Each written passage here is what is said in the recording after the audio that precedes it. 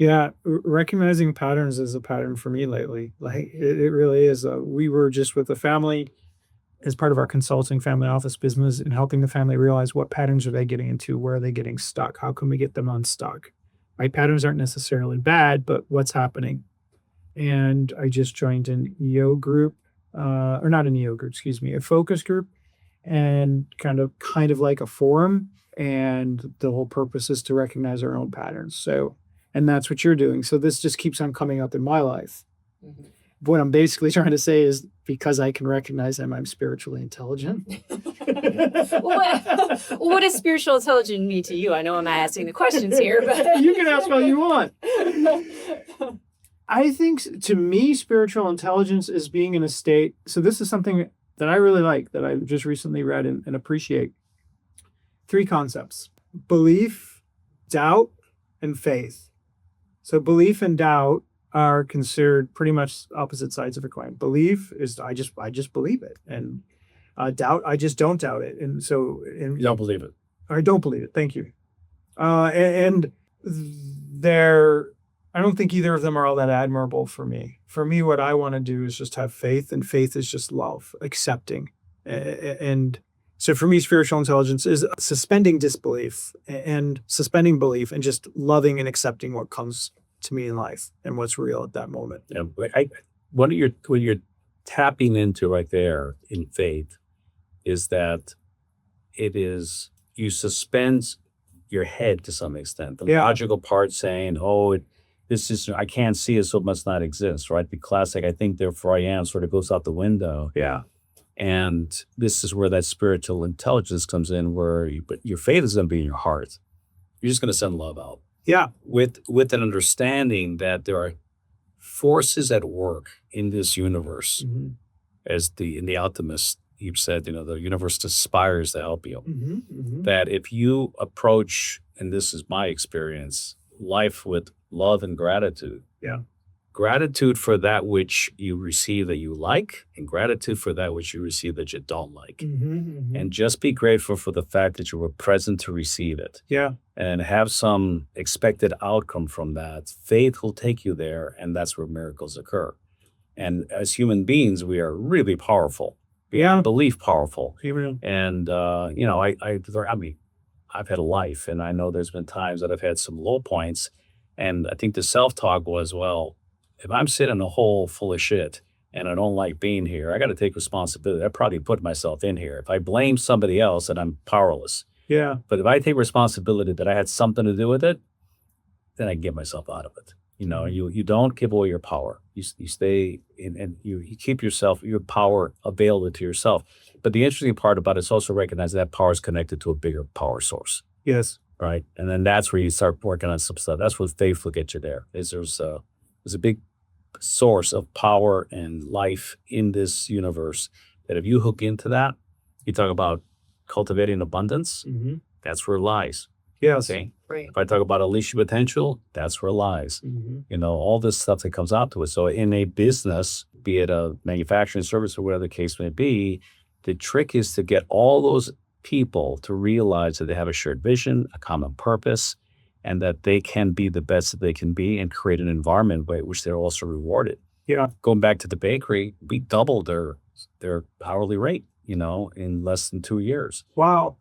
And now they had to give us the ability to do it. I always say, give me the opportunity to reward you, but I can't reward you till you give me the opportunity. That's right. It starts with you. Yeah. And so they felt empowered. They knew they could do that. Mm-hmm. And as we saw the business grow and they contributed more, we had to adapt and change it. And there's a lot of inflection points in business too. If you're growing, I work with a lot of companies that are emerging, and then one day it really changes, and you got to be prepared for that because it'll catch you by surprise. Mm-hmm. But it's at all points, it is about making sure that everyone continues to feel contribution and growth and fulfillment.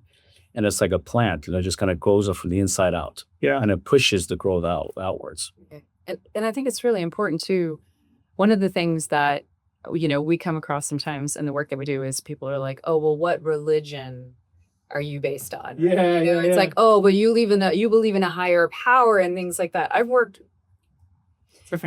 with so many. I've said half a dozen atheists in the work that I do, right? Yeah. Like people who are like, no, there is no higher power. And I'm like, that is okay, let's run with that. Let's run with what that looks like. And it's not about convincing them that there is one way or another. It's about there's a recognition that when we talk about coherence, that happens in an individual, that happens in a group, that happens in, collective effervescence is a great example. Like you ever go to like Hope Corps on the internet and you're just like, I just want to watch people being happy and being nice to each other, right? Like there's this invisible force that we recognize, and you don't have to believe in a higher power and you don't have to be religious in order to be able to do it. In fact, we would encourage people to not necessarily say, oh, well, you can only get this through this, or you can only get this through this, and not be limiting in any way, shape, or form, and say that that's one of the reasons why I think the word mysticism, to kind of go back to the original thing, is good, because to me, the mystic kind of sects of all the religions are just the most intriguing to me. They're so interesting, right? Sure. Whether it's, Sufism or Christian mysticism or any of these different things in which we recognize we're really trying to not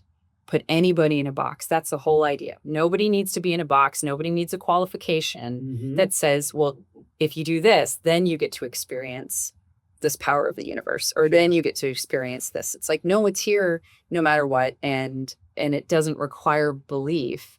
Faith is a practice, but not a entry ticket. Faith is a practice, not an entry ticket. Yeah.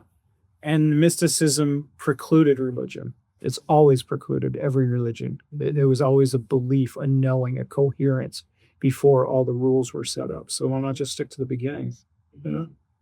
Well, the word mystery in itself is kind of captivating because it sort of indicates the unknown or the hidden, which is gnosis, right? And in many respects, all the major religions have some hidden aspect in themselves, because, if you interpret everything literally, it's going to mean something different than if you interpret things allegorically. And that's the big difference, is the allegory is where the lesson is. It's like, Aesop's fables. Yeah. You can read about them and take the story literally. Did Icarus actually have wings of wax and fly too close to the sun? I don't know. Sam probably got tired. But the reality is that's just an allegory of yours. Yes. Of when you fill yourself up with such ego that you get to a place where you will get burned by your own behavior.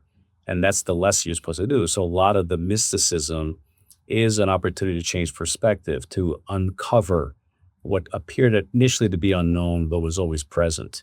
And I think that's what Kristina's gift really is to just say, consider it from this angle, back to the beach ball. It's just a different point of view. Doesn't make it right, but it may make it more complete. Yeah. And that's really what we're trying to do. And I don't know the answer to this, so I'm asking it. You also, you're everything we spoke of, and are you looking at my balance sheets? Are you looking at my operations of my company? Are you looking at my logistics also? Or are you just coaching me on my internal goals? Well, I mean, you have to look at how does the business make money? Yeah.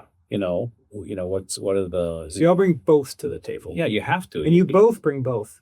Because you keep on saying Kristina this, Kristina that, but you bring this mystic too. Well, I think we both share some common values and experience in that regard, but again, from a different point of view. Sure. Value in my experience, I've run several companies, right? So I have that. So I understand that part of it. But Kristina's been part of companies and seen the function and the dysfunction of those kind of things. Sure. And some of the questions are maybe more fundamental to Kristina in one way. Some are more fundamental to me. That's right. But we have a shared view of how they interact with each other. Right. And so the unique combination of the two of us, right, is that, and that's one of the reasons that I feel that we jive, is that we're very similar in character in terms of curiosity and kind of always wanting to understand and kind of always trying to turn over the next rock to see if we can get that information. Fred is uniquely qualified as somebody who has vast experience, has a lot of people mentoring, has a lot of experience mentoring people, but also with the practicality of just like, what does that feel like to actually go in and do that? I've done that as well. I love to sit in the individual space, but he just thrives in that business space. And so the combination of the two of us in terms of what, knowing that we share that commonality of like, hey, your ABCs, you got your ABCs in line, and that we share a lot of those basic principles that are in alignment together, like the universe is neutral and, practicing indiscriminate gratitude as a different balance practice. Things like that are really important. And Fred is just, he's got that ability to just get things done in the most unique way. So I'm listening to this. I want to scale. I'm stuck. Short of calling you and getting some amazing advice, what's the first thing I do?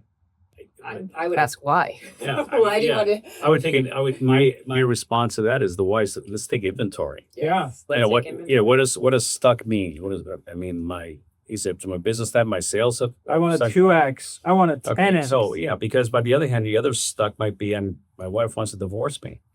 Yeah. But I think that this thing is going to be the thing that actually makes her come back. Yeah. I can't tell you how many times people come to me and been like, I want to manifest this and this. And I'm like, but where are you manifesting from? Like, are you and this is a personal practice, but it's one that says, like, are you manifesting from a place that says, I'm finally going to be enough once I get this thing? Redemption. That's what you call Redemption arcs. redemption arcs, right? Isn't that what you call it? That is what I call it. And so and what you're telling me is I as a leader want something because it's going to make me complete or whole, or I am enough, as we say at Conscious Wealth and many other places. That's flawed. Yeah. It's on sand.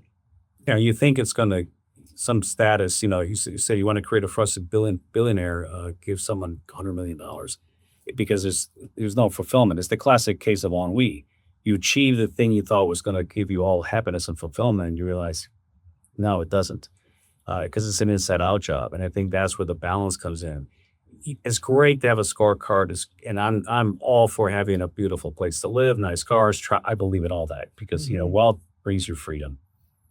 It is. But if your wealth is brought up out of a corrupt soul, then you're going to have a different challenge. You say wealth brings you freedom, but at the same time, I hear you saying wealth is also your health. It's also your spiritual well-being. And so it's a very expansive approach. Oh, yeah. Yeah. If I'm of ill health, what's how much money I have? I can only worry about one thing. Yeah. I know you know that. I know you believe that. Yeah. So it's a real critical piece of it. And wealth, to your point, it's got a big umbrella word. Yeah. Just like freedom has a big umbrella word attached to it. We said this is the universal principles. Yeah. Abundance, I believe, is a universal principle. It's love to me. Yeah. That's how we see it. Love is the emotion and gratitude that engages with that. All Bremer forces, right? They're all forces that can be used that we don't, I would say that we don't quite understand yet in our minds and hearts. We can feel them, but we can't quantify them.